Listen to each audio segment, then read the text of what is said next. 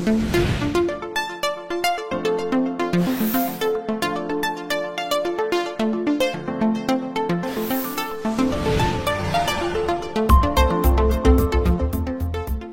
দর্শক, আপনাদের সবাইকে পবিত্র মাহে রমজানের শুভেচ্ছা।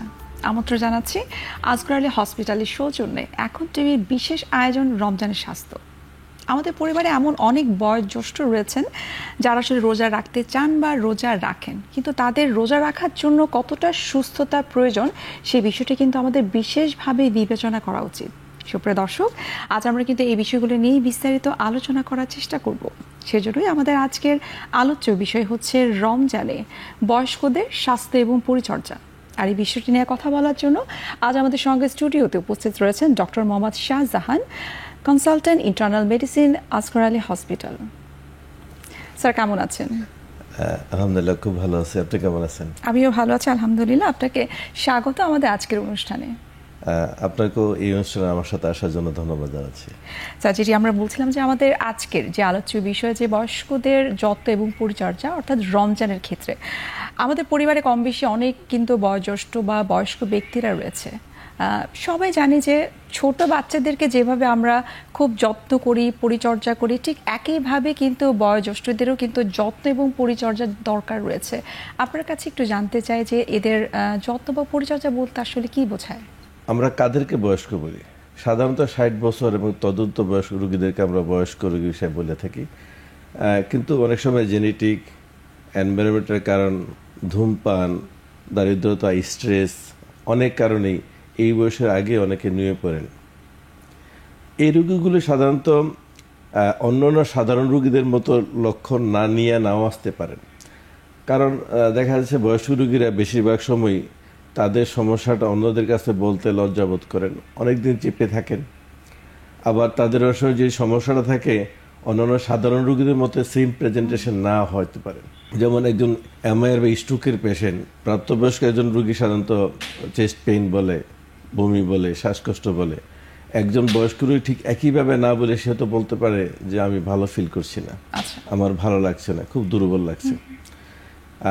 এই রোগীদেরকে আসলে আমাদের উচিত সঠিকভাবে মূল্যায়ন করে, অ্যাসেস করে তাদেরকে চিকিৎসা দেওয়া। সেই সাথে কিন্তু আমরা লক্ষ্য করেছি যে তাদের অনেক ধরনের ডিজিজ থাকে, যেমন ডায়াবেটিস থাকে বা কিডনি রিলেটেড প্রবলেম কিন্তু তাদের থাকে। এটা খুব কমন। সাধারণত দেখা যাচ্ছে একজন বয়স্ক রোগী একাধিক সমস্যা নিয়ে আসে। যেমন ধরেন একজনের হঠাৎ করে স্ট্রোক হলো, স্ট্রোক হলে তার মুভমেন্ট কমে যায়। এই পেশেন্টরা এই মুভমেন্ট কম হওয়ার পরে তার ডায়াবেটিস আনকন্ট্রোল হওয়া শুরু হয়, কোলেস্ট্রল লেভেল আনকন্ট্রোল করা শুরু হয়। কদিন পরে দেখা যায় এই রোগীটাই একটা এমআই নিয়ে চলে আসে, যার ফলে একজন বয়স্ক রোগী একাধিক সমস্যায় ভুগতে থাকে। আপনি প্রায় দেখবেন আমাদের দেশের, আমরা অনেক বয়স্ক রোগী, আমাদের দেশের রোগীরা বড় একটা বাটি থাকে কাবার দেওয়া, যেটার মধ্যে অনেক রকমের ওষুধ থাকে। আসলে আমাদের দেশে এবং সব জায়গায় বয়স্ক রোগীরা একাধিক সমস্যায় ভোগেন বিদায় তাদেরকে অনেক ওষুধও খেতে হয়, এবং অনেক সময় তারা এই একাধিক ওষুধের কারণেও নানাবিধ সমস্যা ভোগ করে থাকেন। আচ্ছা, এই যে আপনি বলছেন যে বয়স্ক মানুষ মানে আসলে বিভিন্ন ধরনের বা প্রচুর ঔষধ তাদের গ্রহণ করতে হয়, আর এর জন্য কিন্তু পরিবারের সদস্য যারা রয়েছে তারা কিন্তু তাদের রোজা রাখার ক্ষেত্রে কিছুটা কনসার্ন থাকে। তো আপনার কাছে একটু জানতে চাই যে বয়স্ক যারা রয়েছে বা বয়োজ্যেষ্ঠ তারা কি আসলে রোজা রাখতে পারবে? বয়স্ক রোগীদের সবচেয়ে যেই প্রবলেমটা হয় যে রোজার সময় হাইপোগ্লাইসেমিয়া হয়, অর্থাৎ ব্লাড সুগার কমে যায়। বিভিন্ন কারণে বললাম যে আগে যে অনেক ওষুধ খাচ্ছেন, নানা কারণে হয়তো এই হাইপোগ্লাইসেমিয়াটা হয়। তো এই কারণে আমরা ডায়াবেটিসকে ইম্পর্টেন্ট দিয়ে থাকি যারা বয়স্ক রোগী তাদের বেলায়। যাদের ডায়াবেটিস আছে তাদেরকে বিভিন্ন ক্যাটাগরিতে ভাগ করা হয়, যে very high risk patient, intermediate risk patient, low risk patient. যারা রিকারেন্ট বারবারই হাইপোগ্লাইসেমিয়াতে ভুগে থাকেন, অথবা গত 3 মাসের মধ্যে খুব সিভিয়ার হাইপোগ্লাইসেমিয়া হয়েছেন, অথবা কিছু পেশেন্ট আছে যারা হাইপোগ্লাইসেমিয়া হলে অর্থাৎ ব্লাড সুগার কমে গেলে লক্ষণটা টের পায় না। এই সমস্ত রোগীগুলো ভেরি হাই রিস্ক পেশেন্ট। তাদের বেলায় আমার মনে হয় রোজাটা এক্সেম করা যেতে পারে, তারা বিরত থাকতে পারে। এছাড়া বাকি যে রোগগুলো আছে, যাদের ডায়াবেটিস আছে, ইল হেলথ আছে, বাট তারা ডাক্তারের তত্ত্বাবধানে ডায়াবেটিস রোজা সহজেই রাখতে পারেন। তবে কিছু কিছু রোগী আছে যারা ডায়াবেটিসের ওষুধ খেয়ে কন্ট্রোল আছেন, যেমন নর্মাল মেটফরমিন খাচ্ছেন, ওষুধ খাচ্ছেন, ওষুধ খেয়ে ভালো কন্ট্রোল আছেন, তাদের বেলায় কোনো সমস্যা নেই, তারা রোজা রাখতে পারেন সহজেই। আচ্ছা, এই বিষয়গুলো নিয়ে স্যার আমরা আরেকটু বিস্তারিত জানবো যে একজন বয়স্ক ব্যক্তি বা বয়োজ্যেষ্ঠ তারা আসলে রোজা রাখার জন্য কি কি বিষয় মেনটেন করবে বা রোজা রাখার পূর্বে কোন কোন টেস্ট দ্বারা তারা নিশ্চিত হতে পারবে যে তারা আসলে রোজা রাখতে পারবে। তবে একটা বিরতির সময় হয়ে গেছে।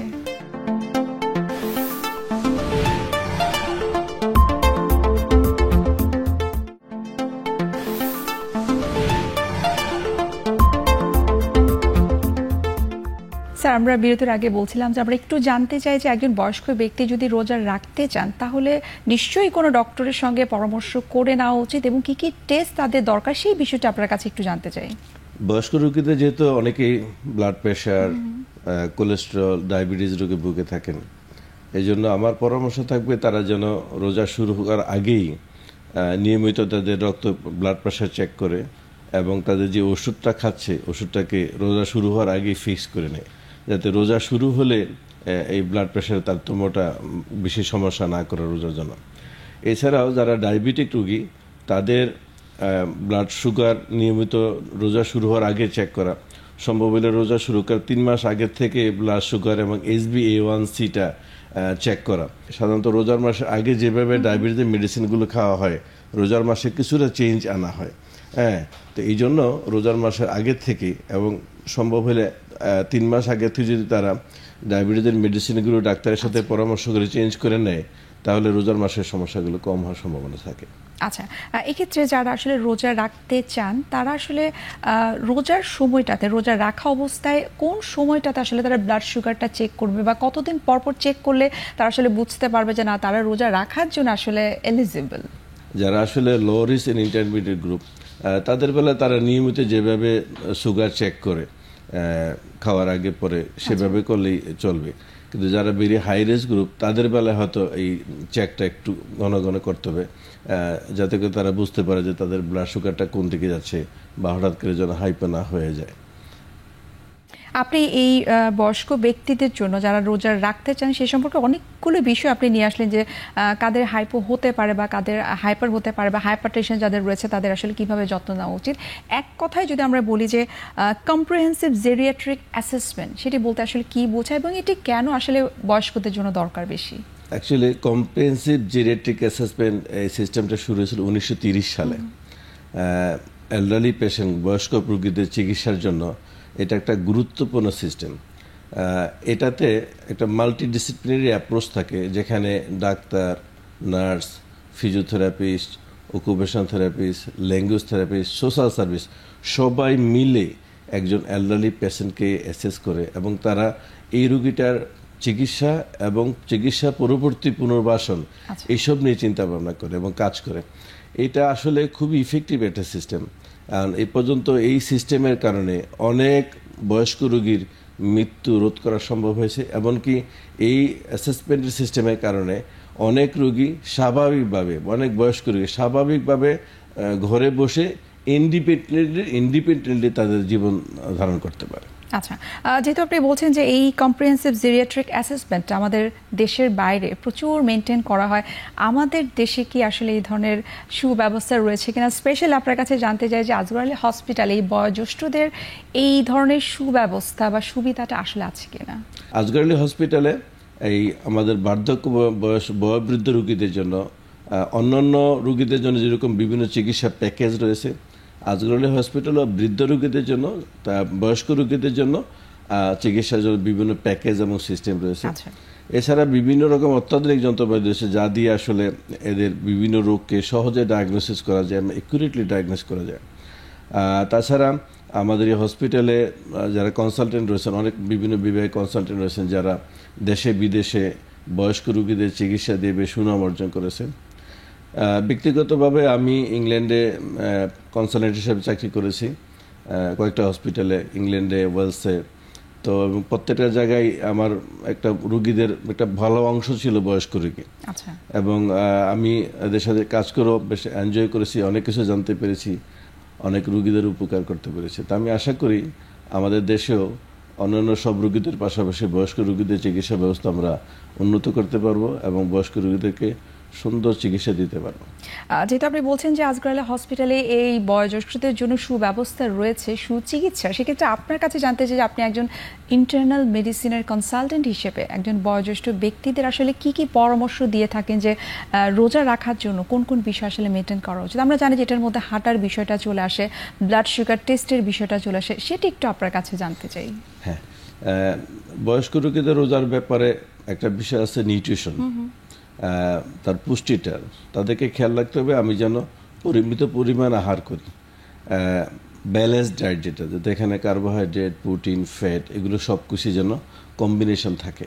এবং তারপরে পানি যেতে বিষয়টা, যেহেতু আমরা বলি যে এভারেজ দিনে 2 লিটার বা তার থেকে একটু বেশি পানি পান করা, কারণ এর চেয়ে কম পানি পান করলে পেশেন্ট ডিহাইড্রেশনে ভুগতে পারে।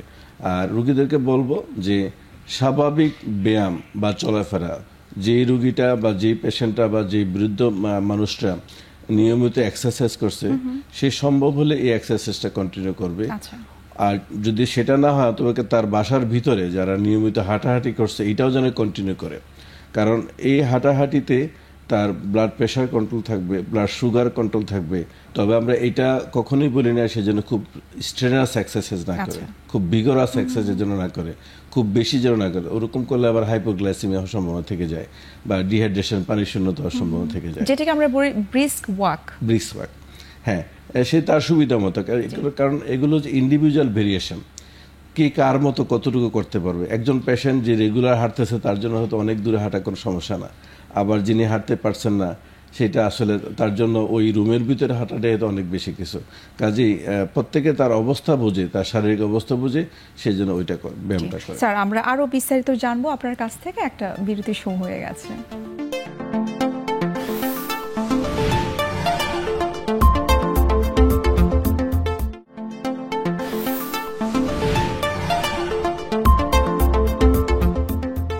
স্যার, আমরা বিরতির আগে আলোচনা করছিলাম যে একজন বয়স্ক ব্যক্তি যিনি রোজা রাখেন বা রোজা রাখতে চান, তিনি আসলে কত মিনিট বা কতবার হাঁটলে তিনি সুস্থ রাখতে পারবেন এবং তার ব্লাড সুগারটা কন্ট্রোলে থাকবে। এখন আপনার কাছে একটু জানতে চাই যে যারা বয়স্ক ব্যক্তি রয়েছেন, তাদের হয়তো ডায়াবেটিস রয়েছে, তাদের হয়তো কিডনি রিলেটেড প্রবলেম রয়েছে অথবা কার্ডিয়াক কোনো প্রবলেম রয়েছে, তাদের ক্ষেত্রে আসলে বিশেষ কোন কোন বিষয়গুলো নজর দেওয়া উচিত?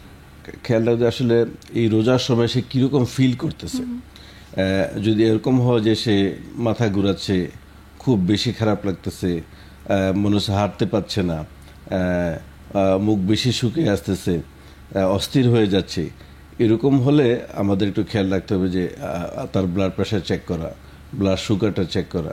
কারণ আমি বারবার বলতেছিলাম যে আসলে ডায়াবেটিসের পেশেন্ট যারা এলডারলি থাকে, যাদের কিডনি বা লিভারের প্রবলেম থাকে, তাদের এই ব্লাড সুগার কমে যাওয়ার প্রবণতাটা অনেক বেশি থাকে।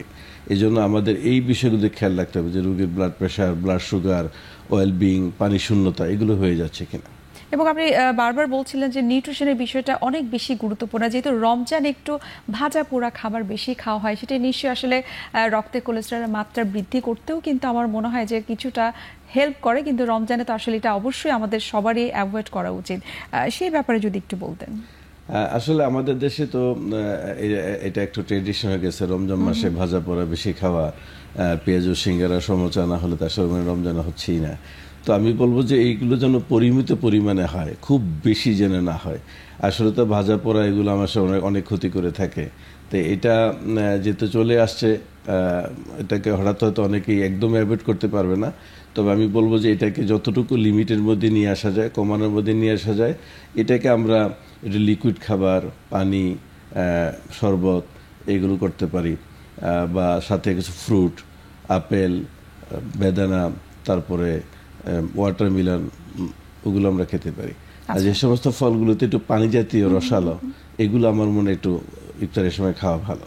অনেকের মধ্যে একটু ভীতি কাজ করে যে রমজানে যারা রোজা রাখছে, বিশেষ করে বয়স্ক ব্যক্তি যারা রয়েছে, তারা একটু সুগার আইটেম খেতে আসলে কিছুটা দ্বিধাদ্বন্দ্বে ভোগে অথবা ভীতি তাদের মধ্যে কাজ করে। তো এই বিষয়ে স্যার কি বলবেন? সুগার আইটেমের ব্যাপারে আমরা তো আসলে একদম নিষেধ করার কিছু নাই। আমরা তো একটা কথা বলিয়া শুরুতেই বলছি যে balance diet, carbohydrate, protein, fat, এটা যেন ব্যালেন্স থাকে তার নিউট্রিশনটা পুরোপুরি মেনটেন করার জন্য। তবে এই খেজুরটা তো আমরা সবাই খেয়ে আসছি ইফতারের সময়, তবে এইটা যতটুকু কমায় খাওয়া যায়, অতিরিক্ত না। এখন খেজুর খাইতে অনেকগুলো হয়ে যায়, তখন তো অবশ্যই ব্লাড সুগারে অ্যাবনর্মালিটি করবে। আপনি যখন 2টা খেজুর খাইলেন, অবশ্যই আপনি পরবর্তী যখন ব্লাড সুগার চেক করবেন, বুঝতে পারবেন যে আপনার জন্য কোনটা ঠিক আছে, কতটা খেজুর খাওয়া ঠিক ছিল। এইভাবে অ্যাকচুয়ালি আপনাকে খাওয়া এবং ব্লাড সুগার মেজারমেন্ট করা, এইগুলোর মধ্যে থেকে আপনাকে বেছে নিতে হবে যে আপনার জন্য কোনটা সুইটেবল এবং কোনটা আইডিয়াল। আচ্ছা, এগুলোতে ইন্ডিভিজুয়াল ভেরিয়েশন থাকে, এক একজন এক এক রকম। আমি তো আসলে বললামই, কারণ মানুষের চলাফেরা, জীবনযাত্রা, ধূমপান, এগুলোর উপরে এক একজন দেখবেন যে 70 বছর বয়সে একজন মানুষ সন্ধ্যার টাই পরে বসে আছে, সে রিক্সা চালাচ্ছে, সাইকেল চালাচ্ছে, আবার একই বয়সে একজন মানুষ বিছানা থেকে উঠতে পারছে না। আচ্ছা, এগুলো পুরাটাই নির্ভর করে তার ইন্ডিভিজুয়াল ভেরিয়েশন, তবে তার এক্ষেত্রে জেনেটিক। স্যার যদি আমরা বলি যে সার্বিকভাবে একজন বয়স্ক ব্যক্তি যদি রোজা রাখেন, এক্ষেত্রে কিন্তু পরিবারের ভূমিকাটাও নিশ্চয়ই অনেক বেশি গুরুত্বপূর্ণ তার যত্নের ব্যাপারে। অবশ্যই পরিবারকে অবশ্যই খেয়াল রাখতে হবে, কারণ আমি কিছু কিছু সিমটম, যারা ডায়াবেটিস রোগী যারা রোজা রাখেন, কিছু হঠাৎ করে দুর্বল ফিল করা, শরীর ঘাম দেওয়া, একটু অস্থির ফিল করা, আচ্ছা, এরকম হলে অবশ্যই পরিবারের লোকজন তাকে খেয়াল রাখতে হবে। আর যদি খেয়াল না রাখেন, সেক্ষেত্রে হয়তো একটা ডিজাস্টারের সম্ভাবনা থাকে। অর্থাৎ ব্যক্তিগতভাবে সচেতন হওয়াটা অনেক বেশি গুরুত্বপূর্ণ, সেই সাথে পরিবারের সদস্যদের যত্নের বিষয়টা অনেক বেশি গুরুত্বপূর্ণ। অবশ্যই স্যার, আপনাকে অসংখ্য ধন্যবাদ এত চমৎকারভাবে কিছু গুরুত্বপূর্ণ তথ্য আমাদেরকে দেওয়ার জন্য। আপনাকে অশেষ ধন্যবাদ নুসরাত, ভালো থাকবেন। সুপ্রিয় দর্শক, এতক্ষণ আপনারা দেখছিলেন আজগর আলী হসপিটালের সৌজন্যে এখন টিভির বিশেষ আয়োজন রমজানের স্বাস্থ্য।